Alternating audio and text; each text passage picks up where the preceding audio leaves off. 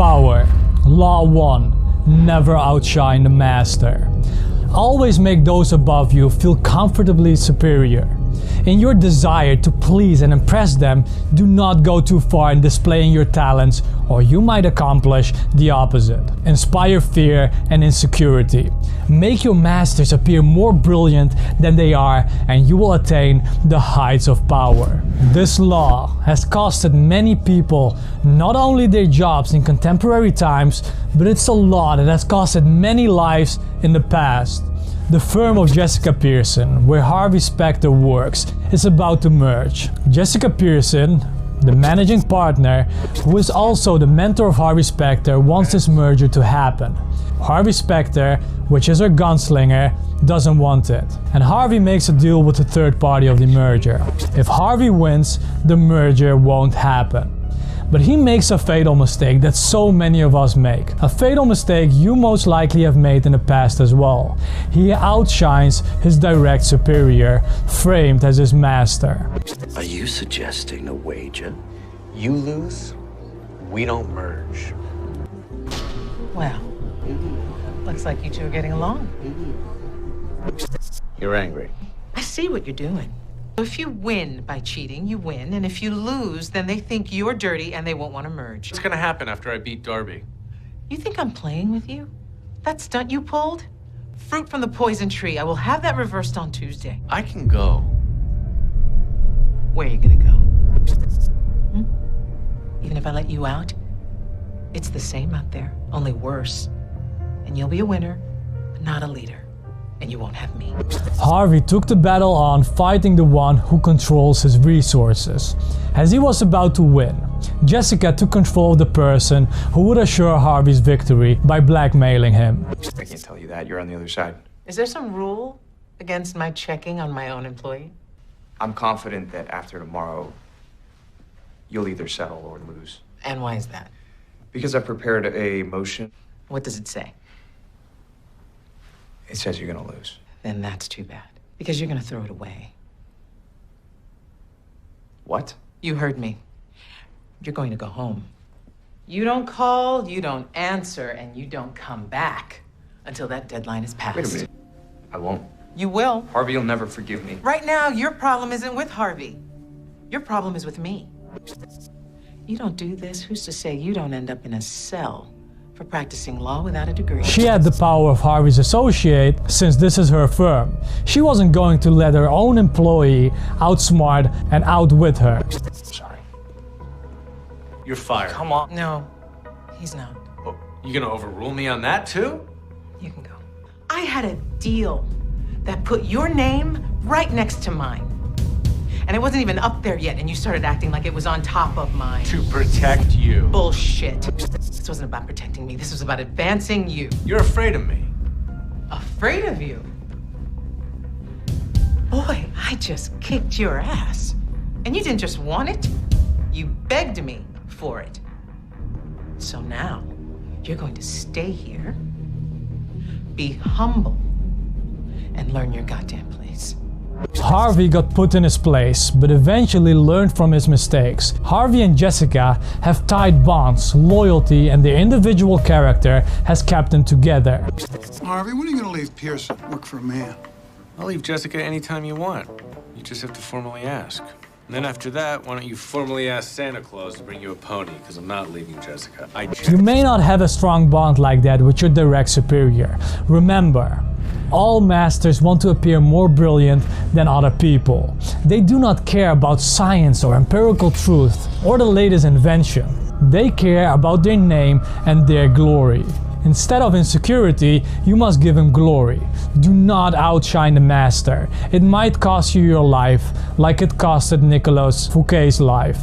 Make the master outshine all others. Keys to power. Everyone has insecurities. When you show yourself in the world and display your talents, you naturally stir up all kinds of resentments, envy, and other manifestations of insecurity. This is to be expected. You cannot spend your life worrying about the petty feelings of others. But with those above you, however, you must take a different approach. When it comes to power, outshining the master is perhaps the worst mistake of all.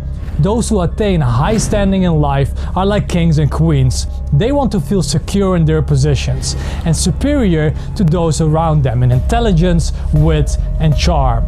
It is a deadly but common misperception to believe that by displaying and vaunting your gifts and talents, you are winning the master's affection. Nicolas Fouquet was King Louis XIV's finance minister in the first years of his reign. Fouquet expected that he was falling out of favor of the king, and so he decided to ingratiate himself with the king by staging the most spectacular party the world had ever seen. Fouquet was a generous man who loved lavish parties, pretty women, and poetry. He also loved money and led an extravagant lifestyle. The party's real function was to pay tribute to the king, the guest of honor. The most brilliant nobility of Europe and some of the greatest minds attended the party. The party began with the lavish 7-course dinner. The meal was accompanied with music commissioned by Fouquet to honor the king. After dinner, Fouquet personally accompanied the king, and together they witnessed a fireworks display. The party ran well into the night, and everyone agreed it was the most amazing affair they had ever attended. The next morning arrives, and Fouquet is getting arrested by the king's head musketeer. 3 months later, he went on trial for stealing from the country's treasury. Actually, most of the stealing he was accused of, he had done on the king's behalf and with the king's permission.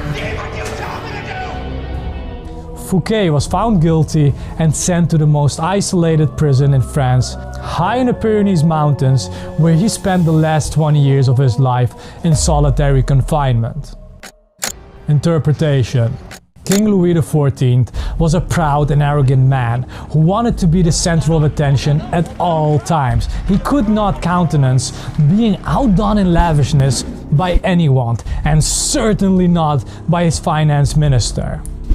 Friends, it is a deadly but common misperception to believe that by displaying and vaunting your gifts and talents, you are winning the master's affection. He may feign appreciation, but at his first opportunity, he will replace you with someone less intelligent, less attractive, and less threatening. He won't admit the truth, but will find an excuse to rid himself of your presence. This law involves 2 rules that you must realize. First, you can inadvertently outshine the master simply by being yourself. There are masters who are more insecure than others, monstrosely insecure. You may outshine them by your charm and grace. Second, never imagine that because the master loves you, you can do anything you want. Remember the following. Never take your position for granted, and never let any favors you receive go to your head. You can turn this law to your advantage. You must flatter and puff up your master. Okay, I have 2 words for you. Absolutely beautiful. You think you're the only one who can charm a client? Categorically stunning. How's the new kid working out? Regally hot. You're an idiot. Jessica Pierce? Overt flattery can be effective, but has its limits. It is too direct and obvious and looks bad to people around you. Discreet flattery is much more powerful. If you're more intelligent than your master, for example, seem the opposite. Make him appear more intelligent than you. Act naive and make it seem like you need his expertise. Masters adore such requests. If your ideas are more creative than your master's, ascribe it to them. In as public a manner as possible, make it clear that your advice is merely an echo of his advice. Tone down your humor if necessary, and find ways to make him seem the dispenser of amusement and good cheer. He must appear as the sun around which everyone revolves, radiating power and brilliance, the center of attention. A display of your limited means may win you his sympathy. Guys, here's how it's done. In the early 1600s, the Italian astronomer and mathematician Galileo found himself in a precarious position. He depended on the generosity of great rulers to support his research, and so, like all Renaissance scientists, he would sometimes make gifts of his inventions and discoveries to the leading patrons of the time. But he needed money, not gifts to survive, which he usually received. In order to secure a life worth of funding, he aligned the name of the Medicis, with astronomical importance.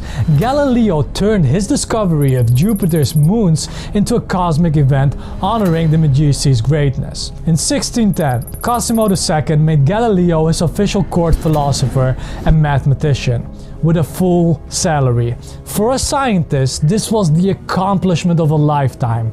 The days of begging for money were over. So, in one stroke, Galileo gained more with his new strategy than he had in years of begging. The reason is simple. All masters want to appear more brilliant than other people. Puff up the master and be the star. Just remember, the master is the sun. Any attempts to impress him with your grace and generosity can prove fatal. Friends, remember this, it is not a weakness to disguise your strengths if in the end they lead to power. By letting others outshine you, you remain in control, instead of being a victim of their insecurity. This will all come in handy the day you decide to rise above your inferior status. Reversal of the law. Here's when the law doesn't apply. You cannot worry about upsetting every person you come across, but you must be selectively cruel. If your superior is a falling star, there is nothing to fear from outshining him. Do not be merciful. Gauge his strength. If he is weak, discreetly hasten his downfall. Outdo, outcharm, and outsmart him at key moments. If he is very weak and ready to fall, let nature take its course. It is a natural course of things that power eventually fades and weakens. Your master will fall someday, and if you play it right, you will outlive and someday outshine him.